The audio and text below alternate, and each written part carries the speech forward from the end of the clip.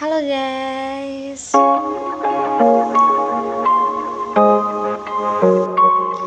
Nah, saya di sini akan menjelaskan tentang literasi keuangan syariah dengan instrumen zakat.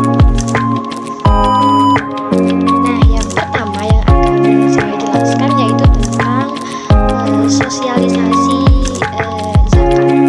Nah, di dalam sosialisasi zakat itu ada beberapa hal yang ditekankan atau yang dijelaskan. Yang pertama yaitu tentang pengertian zakat, dan yang kedua yaitu tentang manfaat zakat, yang ketiga ini serta apa saja yang akan dizakati, dan yang keempat syarat dan ketentuan zakat, yang kelima penerimaan zakat, dan yang terakhir yaitu penyaluran zakat. Apa sih pengertian zakat itu? Zakat itu adalah kewajiban mengeluarkan sebagian harta kita pada masyarakat yang berhak menerima, atau bisa disebut dengan mustahik, yaitu seperti fakir miskin, zakat, dan kelompok lainnya yang menerima zakat. Zakat itu terdiri dari zakat fitrah, yaitu zakat yang dikeluarkan menjelang Idul Fitri, dan yang kedua itu zakat mal atau zakat harta. Selanjutnya yaitu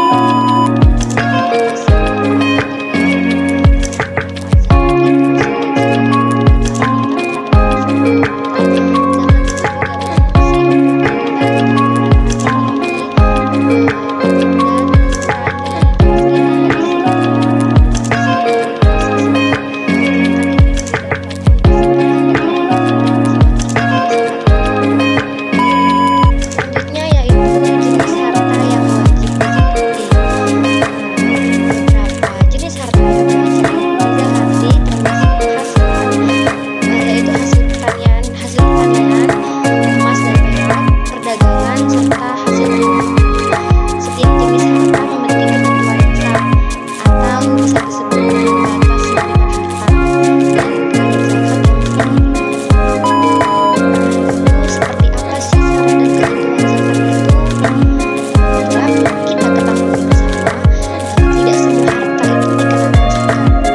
Hanya harta yang memenuhi syarat nisab dan telah dimiliki selama 1 tahun yang wajib dizakati.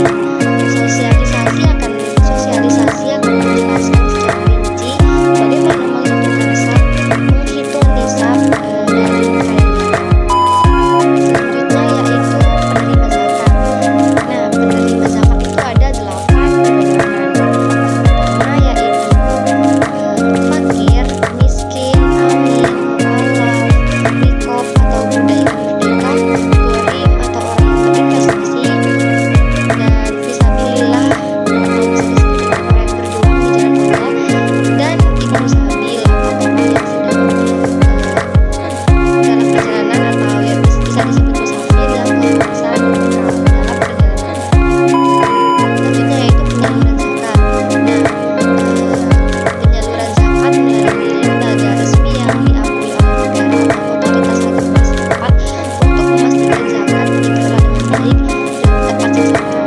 Jadi kita tidak semena-mena berzakat, itu disediakan tempat yang mudah untuk kita berzakat agar dapat memudahkan kita. Nah, lalu apa sih kaitannya zakat ini dengan perekonomian? Berikut ada beberapa kaitan zakat dengan perekonomian manusia. Yang pertama yaitu mengurangi ketimpangan sosial dan ekonomi. Nah, zakat ini berfungsi sebagai mekanisme distribusi kekayaan dari kelompok yang mampu atau muzaki kepada kelompok yang membutuhkan atau penerima zakat, yaitu bisa disebut dengan mustahik. Ini membantu mengurangi ketimpangan ekonomi dan sosial dengan memberikan dukungan langsung kepada golongan miskin dan kurang mampu yang seringkali sulit mendapat akses sumber daya ekonomi. Yang kedua yaitu meningkatkan daya beli dan konsumsi. Nah, dengan disalurkannya zakat kepada mustahik kepada penerima zakat, daya beli mereka akan meningkat. Mustahik penerima zakat tersebut dapat menggunakan dana tersebut untuk memenuhi kebutuhan dasar seperti pangan, sandang, dan papan. Hal ini berkontribusi pada peningkatan konsumsi masyarakat yang menjadi salah satu pendorong pertumbuhan ekonomi. Semakin banyak konsumsi, maka semakin besar pula. Nah, yang ketiga yaitu mendorong ini secara langsung berperan dalam pengentasan kemiskinan, yaitu melalui program-program produktif seperti zakat untuk modal usaha kecil, dan mustahik dapat memanfaatkan zakat sebagai sumber modal untuk memulai usaha. Nah, hal ini tidak hanya membantu mereka keluar dari kemiskinan, tetapi juga dapat menciptakan lapangan kerja dan meningkatkan produktivitas ekonomi, yaitu mengurangi beban sosial pemerintah. Nah, dengan optimalisasi pengelolaan zakat oleh lembaga-lembaga zakat resmi seperti Basnas dan LAS, pemerintah dapat terbantu dalam menjalankan program-program sosial. Nah, zakat dapat menjadi pelengkap bagi program-program bantuan sosial yang dijalankan oleh pemerintah, sehingga beban anggaran negara dalam menangani kemiskinan dan ketimpangan ekonomi dapat berkurang. Terakhir yaitu zakat sebagai sumber pembiayaan alternatif. Zakat juga bisa menjadi sumber pembiayaan alternatif dalam pembangunan ekonomi yang berkelanjutan. Dana zakat yang dikelola dengan baik dapat diinvestasikan dalam proyek-proyek sosial yang produktif seperti pembangunan fasilitas pendidikan, kesehatan, dan infrastruktur dasar. Nah, hal ini akan memperkuat fondasi ekonomi dalam jangka panjang.